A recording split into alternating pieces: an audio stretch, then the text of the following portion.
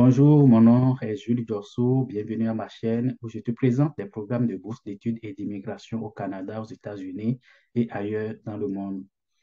Dans cette vidéo, je t'explique le programme d'entrée express au Canada. Ce programme permet aux immigrants de sauver du temps et de venir répondre rapidement à la pénurie de main-d'œuvre au Canada.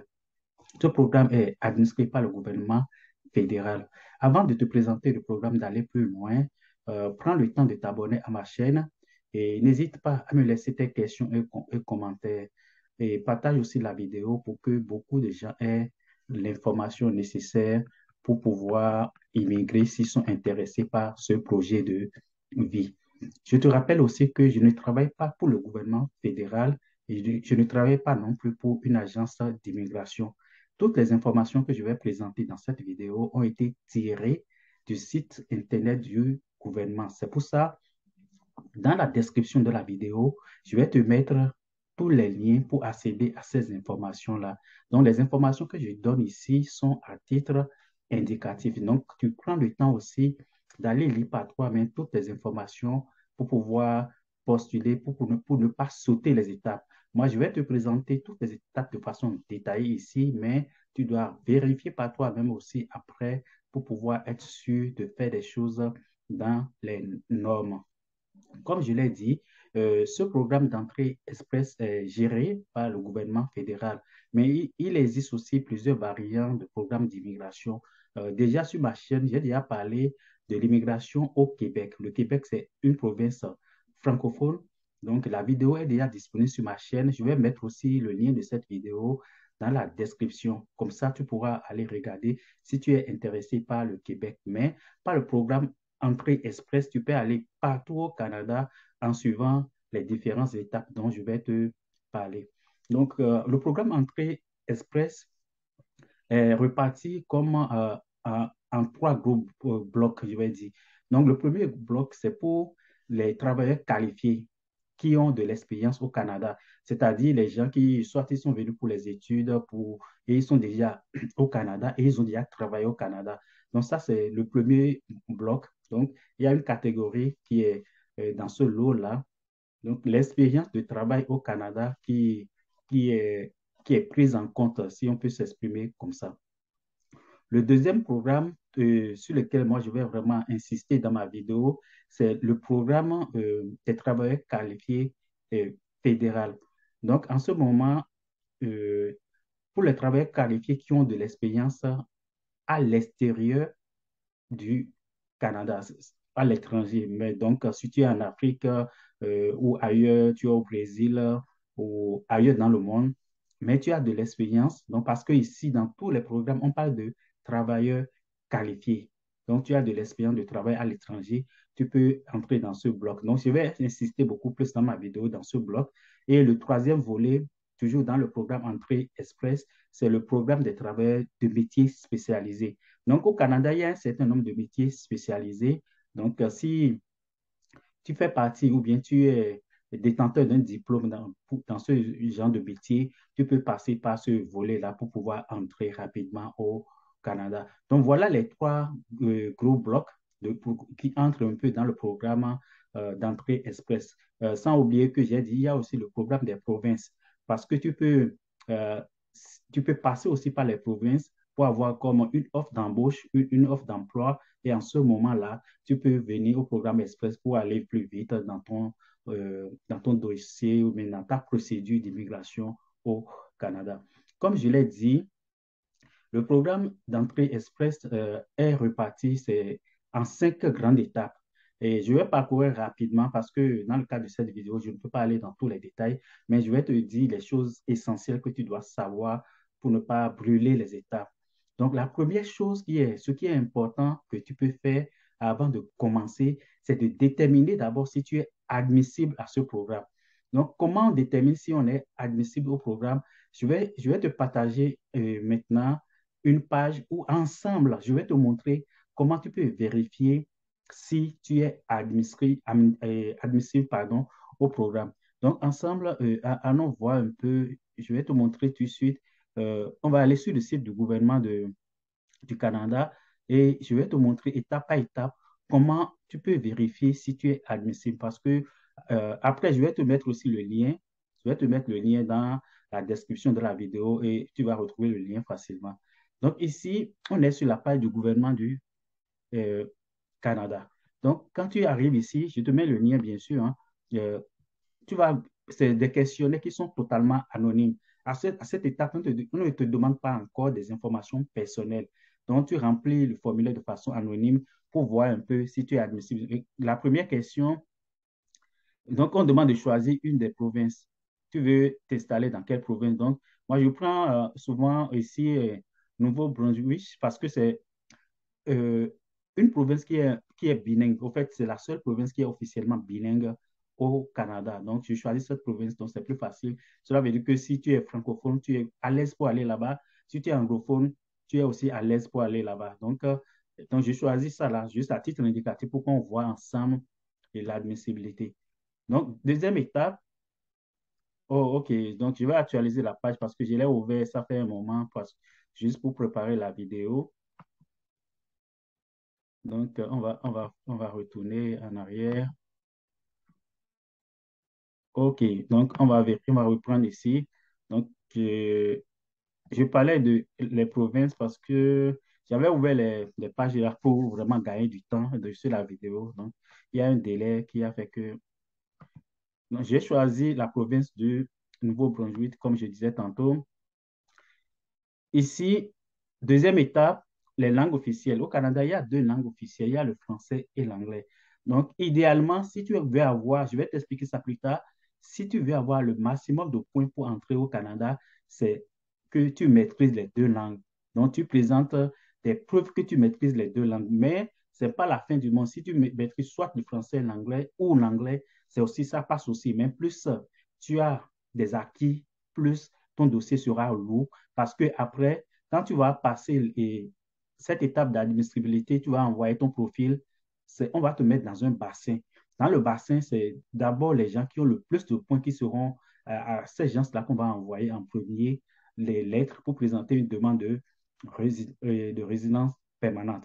Donc, plus tu as de points, mieux c'est.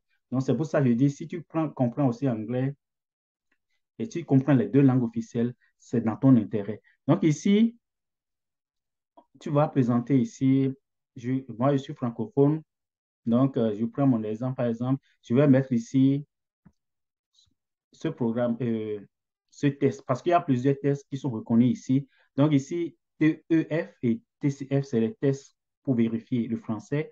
Je vais revenir sur ces tests plus tard. Et les deux autres, c'est pour l'anglais. Donc, on fait ici d'abord. Et ici, je choisis ceci. On me demande si j'ai fait le test de français. Je vais dire oui.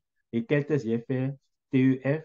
Donc, c'est pour ça que c'est important, comme je l'ai dit dans l'introduction, avant d'envoyer ton dossier pour le programme, il faut vérifier si tu es admissible. Et comme ça, tu as les choses qui te manquent. Il faut que tu aies vraiment toutes les informations sous la main avant d'envoyer ton profil. Parce que quand tu vas envoyer ton profil, en ce moment, il y a des délais.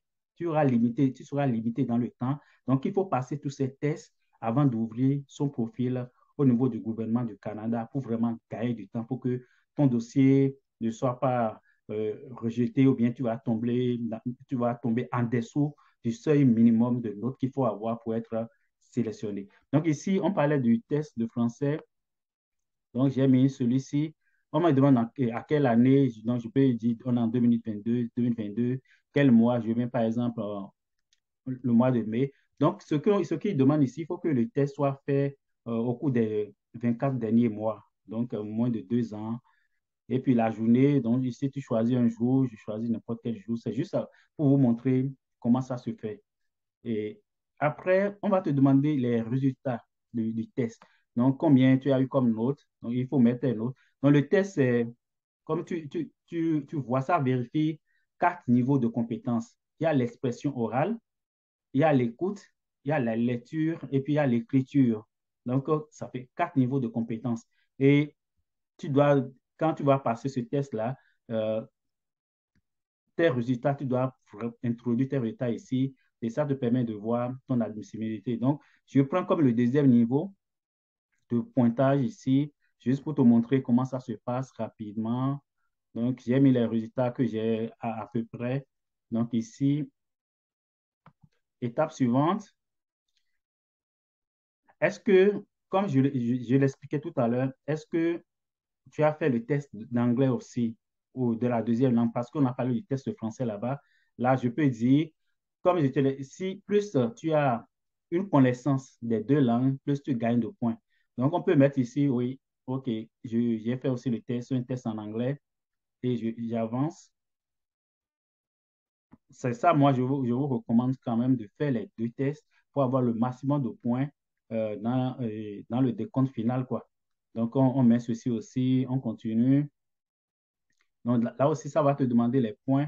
Maintenant, je suppose, comme je suis francophone, c'est sûr que peut-être mon niveau d'anglais n'est pas aussi bon que le niveau de français. Donc, je vais prendre une note qui est peut-être inférieure un peu, mais quand même, je vais faire l'effort pour pouvoir gagner quelques points à ce niveau, d'aller passer le test, d'améliorer un peu mon anglais et d'aller passer le test. Donc, j'ai pris des niveaux qui sont plus ou moins moyens, juste pour dire que j'ai un niveau moyen en anglais et pour pouvoir faire mon test. OK, donc ici, on a rempli les informations pour les langues. À ce niveau, on va parler d'expérience professionnelle. Comme je l'ai dit, ce programme Express est réservé pour les travailleurs qualifiés. C'est-à-dire que tu as une formation, tu as un diplôme et tu as déjà travaillé quelques années dans ton pays. Et maintenant, tu peux utiliser tout ça pour pouvoir immigrer au Canada. Donc, expérience de travail, une année ou plus. Donc, je mets le maximum. Donc, une année ou plus. On dit au cours de cette année, expérience acquise, ainsi de suite. Donc, il y a d'autres informations ici. Et les niveaux de profession, on n'aura pas le temps d'aller dans ces détails. Donc, ça dépend de ton niveau de domaine de formation. Là, tu peux mettre ça. On continue toujours parce que moi, je prends toujours le temps de t'expliquer. Et OK.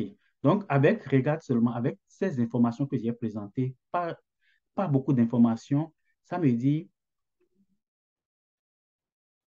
ça me dit que je suis comme admissible. Donc, avec ces informations, diplôme, formation et langue, ça me dit un peu que je peux présenter une demande en ligne. Et puis, ça me donne ici un code de référence. Donc, quand je vais vouloir présenter ma demande en ligne, c'est ce code de référence que je vais utiliser pour présenter ma demande en ligne.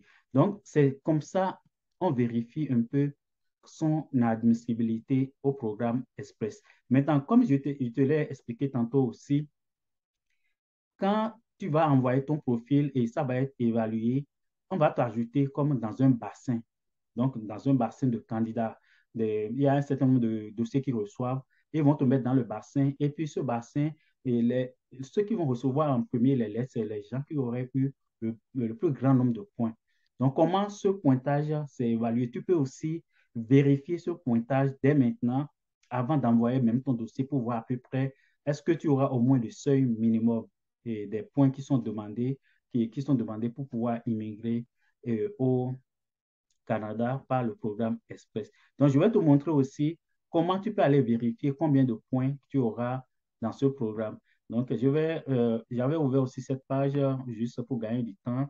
Je vais juste l'actualiser pour que euh, ça ne me dit pas que le compte est expiré. Donc, là aussi, tu auras rempli un certain nombre d'informations euh, et donc, je vais partager ça à l'écran aussi pour toi pour que tu vois à quel endroit. Parce que je vais te mettre tous ces liens-là, comme je l'ai dit, pour que tu ailles vérifier par toi-même après. Et parce que les informations que je mets ici, c'est à titre indicatif. Donc, ici, pour voir combien de points tu auras au total, on va voir ça ensemble. Euh, Situation matrimoniale, je mets marié. Euh, Ton époux est-il citoyen ou un résident permanent? Je peux mettre non si les gens qui sont à l'extérieur du Canada. Est-ce que ton époux ou ton épouse va t'accompagner? Tu peux mettre oui. Quel est, quel âge avez-vous? Donc, ton âge, habituellement, tu sais, ici, les gens, ils cherchent surtout des jeunes adultes, des gens qui sont peut-être dans la trentaine, 30 à 40 ans, des gens qui vont rester encore au Canada, travailler 20 ans, 30 ans encore. Donc, plus tu es dans cette catégorie de 35 à 40 ans, tu auras peut-être beaucoup plus de points. Donc, moi, je vais mettre juste à titre indicatif, mettons 35 ans ici. Quel est ton niveau d'études? Donc ici, tu vas parler de ton niveau d'études. Maintenant, tu peux mettre diplôme universitaire comme euh, Bac plus 4, Bac plus 5, un diplôme de ce niveau. Mais les diplômes professionnels aussi sont vraiment recherchés au Canada. Avez-vous un certificat ou non? Donc, est-ce que tu avais un diplôme comme quelque chose du Canada? Non. Langue officielle. Donc, on avait vu les langues tout à l'heure. Je vais t'expliquer encore un peu ce qui a rapport avec les langues. Comme je l'ai dit aussi, il faut que tu passes les tests linguistiques euh, moins de 2 ans avant d'envoyer ton dossier. Donc, quel test avez-vous passé? Donc, ici, le premier, si tu es francophone, sûrement ça va être les tests de français. À l'oral, donc on peut prendre le deuxième niveau. À l'écrit, tu prends le deuxième niveau aussi, ainsi de suite. Donc, on continue, on va faire ça rapidement parce que pour que ça ne prenne pas de temps. On continue.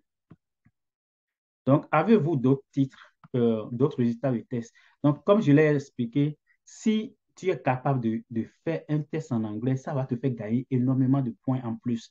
Donc, moi, je te dis, même si tu as un niveau moyen en anglais, va passer ce test d'anglais aussi et ajoute ça à ton dossier. Donc, ça va augmenter ton pointage et ça va peut-être te donner une chance sur d'autres candidats pour pouvoir rapidement donc ici, pour l'anglais, comme tu es francophone, je mets comme un niveau moyen à peu près, juste pour te permettre de graner quelques points en plus dans ton dossier. Donc je mets ici, donc après expérience de travail, donc comme je l'ai dit, c'est des travailleurs qualifiés. Ici, on recherche des travailleurs qualifiés. Et je peux mettre minimum, mettons 3 ans d'expérience. Donc, au cours des 10 dernières années, combien d'années d'expérience à l'étranger? Donc, tu peux mettre aussi 3 ans ou plus. Possédez-vous un certificat de compétence d'une province ou d'un territoire? Donc, tu peux mettre non, parce que si tu es à l'extérieur du Canada, avez-vous une offre d'emploi ici? Donc, ça c'est vraiment, vraiment important. Si tu peux arriver à avoir une offre d'emploi avant d'envoyer ton dossier, c'est ça qui donne le plus grand pointage. Ça donne énormément de points. Si tu as une offre d'emploi, tu as pratiquement 100% de chances de recevoir une lettre d'invitation pour venir au Canada. Donc, c'est pour ça que sur ma chaîne, j'ai fait une vidéo déjà pour t'expliquer comment tu peux chercher des emplois au Canada, même si tu es à l'extérieur. J'ai fait une vidéo aussi pour t'expliquer comment tu rédiges ton CV aux normes canadiennes pour comment tu rédiges aussi ta lettre de présentation de motivation. N'hésite pas à m'écrire si tu as du mal à le faire. Je peux t'aider en ce sens. Il y a les gens qui m'envoient ça. Moi, j'aide les gens, je ne demande l'argent à personne. Tu m'envoies ça, ça va me prendre peut-être 1 ou 2 jours, suivant ma disponibilité, mais je vais te corriger ça et te renvoyer ça gratuitement. Donc, tu peux m'envoyer ça à ce niveau parce que tu peux, si tu as un emploi et un employeur dit, OK, nous avons besoin de ce candidat-là pour pouvoir combler un poste dans notre entreprise, ça va te donner énormément de points et tu as 100% de chances de venir rapidement au Canada. Donc ici, avez-vous une offre d'emploi appuyée par une étude sur le marché? Ce n'est pas obligé, mais si tu as, non, tu peux mettre oui. Quel est le genre et le niveau de compétence? Tout ça, tu vas vérifier après de façon détaillée. Je ne peux pas entrer dans les détails ici. On peut mettre le premier ici. Avez-vous un certificat de désignation d'une province? Donc ça aussi, parce que dans le programme Express, tu peux passer aussi par les provinces. Parce que si tu trouves un emploi dans une province, tu peux passer, la province peut te donner comme une lettre à ce niveau, lettre de désignation d'une province que tu peux ajouter à ton dossier. Donc, c'est plus ou moins, je peux mettre non ici, juste comme ça. Mais si tu as cette lettre aussi, ça te fait gagner beaucoup de points. Donc, est-ce que votre épouse, tout ça, donc ici, tu vas voir euh, vous accompagne. Donc, comme on a mis dans l'autre formulaire, oui, non, mais oui aussi. Quel est le niveau de scolarité de votre épouse? N'oublie pas que si ton époux, ton épouse aussi est diplômée, ça vous donne aussi beaucoup de points. Donc, mais ce n'est pas une fin en soi. Mais l'idéal, c'est que, donc, mettons, niveau bac aussi, bac, ça fait au moins euh, niveau universitaire, bac plus 3 bac plus 4 pour ton épouse aussi. combien d'années, est-ce qu'elle-même, elle avait déjà travaillé, on peut mettre. Je mets vraiment les meilleures conditions possibles pour voir combien de points on aura. Ton épouse, est-ce que, ici aussi, c'est important. Si vous le faites l'immigration et tu veux immigrer au même moment que ton épouse, je te conseille aussi à ce niveau de demander à ton épouse d'aller passer aussi les tests de langue. Donc, elle passe aussi le test de français et aussi. Si elle peut passer le test d'anglais, c'est bon, mais déjà le test de français, ça va vous donner beaucoup de points aussi. Donc, les notes, tu peux mettre les mêmes notes à peu près. Si elle est francophone, elle a fait des études universitaires, je crois qu'elle va pouvoir se débrouiller facilement quand même en français. Donc, mettons ça pour ça. Donc, j'ai fait le tour à peu près, mais on va mettre maintenant calculer vos résultats. Donc, regarde ici, tous les candidats inscrits en entrée express obtiennent un score sur 1200. Donc, le total que tu dois avoir, c'est 1200. Si tu remplis toutes les conditions, 1200. Allons totalement en bas de page pour voir combien nous on a eu. Donc, avec les informations qu'on a, les informations qu'on a entrées dans le système, on est à 7000 plutôt 767. Donc, ça, c'est un bon score, ça. Donc, pour avoir ce score, n'oublie pas qu'on a dit qu'on a au moins 3 ans d'expérience, qu'on a passé pour le requérant principal, c'est-à-dire celui qui fait la demande, a passé les deux tests, le test de français, le test d'anglais, et, et puis son épouse aussi a un diplôme universitaire et a passé au moins le test de français. Tu vois, ça, c'est pour avoir le maximum de pointage. Avec ce point-là, tu vas recevoir sûrement, avec ce pointage, tu vas recevoir sûrement une lettre d'invitation. Je vais te montrer aussi, si par exemple, je vais te dire, par exemple, si par exemple tu avais mis, tu vois ici, désignation, si une province t'avait donné une lettre aussi d'appui, tu aurais eu des points ici. Offre d'emploi offre d'emploi, non, ça donne jusqu'à 200 points. Si tu avais étudié un diplôme canadien, tu aurais eu des points aussi, des frères ou sœurs. On demande si tu as des frères et sœurs au Canada, toutes ces informations. Aussi, ça permet aussi d'appuyer un peu ton dossier. Voilà un peu passé en revue. Donc, pour vérifier si tu es admissible, on est allé sur la page pour vérifier l'admissibilité. Deuxième chose, on a vu aussi le pointage. C'est juste pour te donner une indication de comment ça marche après. Lorsque tu envoies ton dossier, ça va entrer dans un bassin et au niveau de ce bassin-là, les lettres sont envoyées suivant le pointage. Donc, on disait, j'ai parlé juste, on est encore à l'étape 1, vérifier son admissibilité. Donc, dès que tu vérifies ça, tu vois que tu es admissible, tu peux aller vérifier le nombre de points suivant ton profil actuel, le nombre de points que tu peux avoir. Là aussi, on a vérifié, on a trouvé 700 points après. Donc, tu vois que tu es dans les bonnes conditions pour envoyer ton dossier. Mais avant d'envoyer ton dossier, il est important, vraiment important, de vérifier que tu as tous les documents sous la main. Je t'ai parlé des documents parce que je te parle des documents surtout parce que quand tu vas envoyer ton profil, tu seras coincé après par le temps parce qu'ils vont te donner des délais pour compléter les dossiers. Donc, les documents les plus importants que tu dois avoir sous la main avant d'envoyer ton profil, c'est ton passeport. Ça, c'est évident. Il faut que tu aies un passeport valide et il faut t'assurer que le passeport, parce que on a dit, par le programme Express, tu peux passer, ça peut prendre 6 mois ou un peu plus. Donc, il faut que tu aies un passeport qui soit valide quand même au moins 1 an, 2 ans encore pour que tu sois sûr que tu vas voyager avec le même passeport au cas où ça va prendre un peu de délai. Mais le gouvernement donne la garantie qu'au moment où il reçoit un dossier complet, qui peut étudier le dossier dans un délai de 6 mois. Donc, c'est quand même un gain de temps énorme. Donc, j'ai parlé du passeport. Deuxième chose, j'ai parlé avant d'envoyer ton profil, il faut d'abord passer des tests de français et accessoirement d'anglais suivant ta langue maternelle ou ta langue d'études. Donc, il faut avoir en ce moment-là les résultats de tes tests, il faut avoir tes diplômes. Là aussi, il y a une chose qui est importante que tu peux faire aussi. Pour les diplômes, il faut faire une équivalence des diplômes. C'est-à-dire, il y a un organisme ici qu'on appelle le WES et tu dois envoyer tes diplômes et l'organisme va te dire à quoi tes diplômes correspondent dans le système canadien. Ça peut prendre du temps parce que je vais t'expliquer rapidement comment ça se passe. Tu vas sur le site, tu ouvres un profil et tu dis, tu veux immigrer au Canada, tout ça, tu rentres les informations, ils vont te dire d'envoyer tes diplômes. Donc, toi, tu envoies tes diplômes pour dire, j'ai un master, je ne sais pas, en logistique des transports. Tout, ils vont te demander d'envoyer le diplôme, les relevés de notes. Ils vont te dire les frais que tu dois payer. Je vais te mettre le lien pour aller sur West aussi dans la description de la vidéo et tu envoies ça. Mais comment eux, ils vérifient? Et West maintenant va contacter ton université, là où tu as suivi tes formations, pour vérifier l'authenticité de tes diplômes. Ça, souvent, ça prend du temps parce que surtout, si tu as étudié en Europe, c'est très facile. Les gens répondent, et les universités européennes répondent dans un délai d'un mois, j'ai dit un mois, d'une semaine à 2 semaines maximum.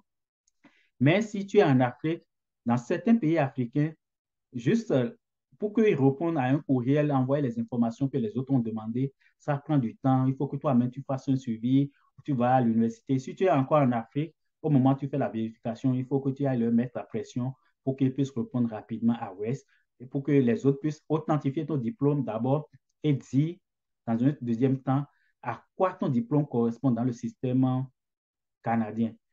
Donc, tout ça là, il faut que tu le fasses d'abord avant d'envoyer ton dossier. Là, tu vas gagner énormément de points. J'ai parlé de candidats désignés par une province. Ça, c'est si tu passes par le programme des provinces, tu as une lettre d'une province qui appuie ta candidature, ça va aussi accélérer un peu ton dossier. J'ai parlé d'offres d'emploi aussi. Je t'ai dit comment tu peux trouver un emploi au Canada. Va sur ma chaîne. J'ai des vidéos qui ont été faites qui t'expliquent comment tu peux trouver un emploi, comment postuler, comment rédiger ta lettre, ton CV aux normes canadiennes, ta lettre de présentation.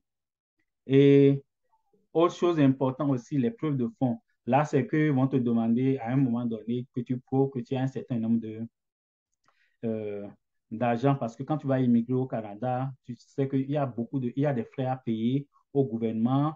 Il y a aussi, tu dois faire les visites médicales, tu dois faire les certificats de police comme vérification des antécédents criminels. Donc, ils vont te demander la preuve des fonds. Donc, tu dois montrer que tu as quand même, c'est pas beaucoup d'argent. Dans une autre vidéo où je vais te parler de la procédure de demande de résidence permanente, je peux revenir sur ces détails-là pour que ma vidéo ne soit pas trop longue en ce moment-là.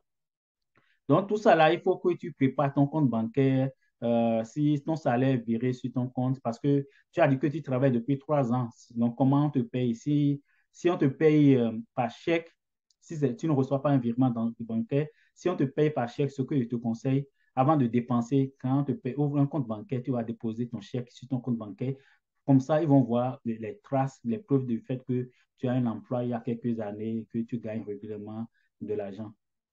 Autre chose, accessoirement, j'ai parlé des preuves de fonds, donc les certificats de naissance, tout ça. Et puis, que si tu dis que tu es marié, il faut que ton certificat de mariage, donc sûrement, c'est que vous avez fait un mariage civil.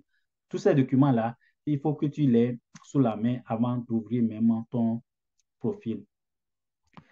Donc, ça, c'est de façon ramasser les documents les plus importants, mais je te mets les liens pour que tu ailles voir les choses aussi en détail. Donc, ici, on a parlé de la première étape, détermine si tu es admissible. Après, tu vérifies tous tes documents. Lorsque tu as rassemblé tous les documents sous la main, en ce moment, tu vas ouvrir un profil sur le site du gouvernement du Canada. Comment tu ouvres le profil? Ça, je vais juste te montrer ça rapidement parce que je vais te montrer ça rapidement et, et comment tu vas le faire, où est-ce que tu vas le faire. Je te montre ça à l'écran rapidement là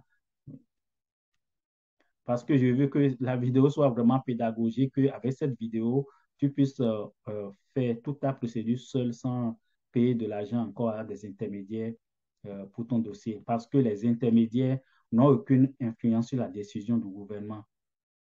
Donc, ici, tu vois un peu, je reviens sur le site du gouvernement. La première étape, tu vérifies si tu es admissible. Deuxième étape, vérifie ta note. On l'a fait aussi ensemble par ce système, utiliser cet outil. On l'a fait. Troisième étape, il faut vérifier tes documents. Je t'ai expliqué ça aussi. Et après, la quatrième étape, il faut soumettre ton profil. Là, comment tu soumets ton profil? On va aller voir rapidement. Donc, c'est comme un formulaire que tu vas remplir ici. Tu vas ouvrir un compte. Si tu n'avais pas encore un compte sur le gouvernement, auprès du gouvernement du Canada, création de ton profil express. Donc, ici, tu vas à ce niveau. Mais n'oublie pas que tu dois avoir déjà tous les documents à jour. Et ça t'amène sur, sur cette page plutôt, et tu pourras ouvrir, créer un compte, tout ça, et commencer par envoyer ton dossier. Donc voilà un peu à ce niveau ce que tu dois faire. Je ne peux pas aller dedans parce que moi, je suis au Canada, ça fait plus de 15 ans. Et donc, je n'ai pas ouvert encore un autre compte sur le site du gouvernement. C'est juste, je te montre les informations qui sont disponibles et comment le faire. Donc ici, là, tu soumets ton profil. Lorsque tu vas soumettre ton profil et tu vas mettre tous les documents en appui, qu'est-ce qui va se passer? Le gouvernement va vérifier toutes les informations, collationner toutes les informations. Lorsque tout est bon, et ils vont vérifier ton pointage. J'ai parlé de comment, sur quels critères ils vérifient le pointage aussi. Tu vas recevoir, si tout est bon et tu as le pointage minimum. Et dernièrement, je voulais te dire aussi, juste pour te motiver à le faire, parce que la pénurie actuellement, il y a près de, on a besoin sur le marché canadien, euh, en tout cas, on va parler en termes de millions de postes vacants. Donc, pour pouvoir accélérer, le gouvernement avait baissé récemment aussi le pointage minimum pour recevoir une lettre d'invitation. Donc, ce qui est intéressant aussi, mais quand tu vas ouvrir ton profil, si en même temps tu as des documents qui vont appuyer ton profil, il est toujours possible de mettre à jour ton profil tant qu'une décision n'est pas encore prise. Donc, tu peux toujours ajouter des décisions et des documents comme des tests de français, tout ça, ou d'autres documents complémentaires. Mais moi, je te dis, pour aller vite, avant d'envoyer ton profil, essaie de rassembler tous les documents dont j'ai parlé tout à l'heure avant d'envoyer ton profil.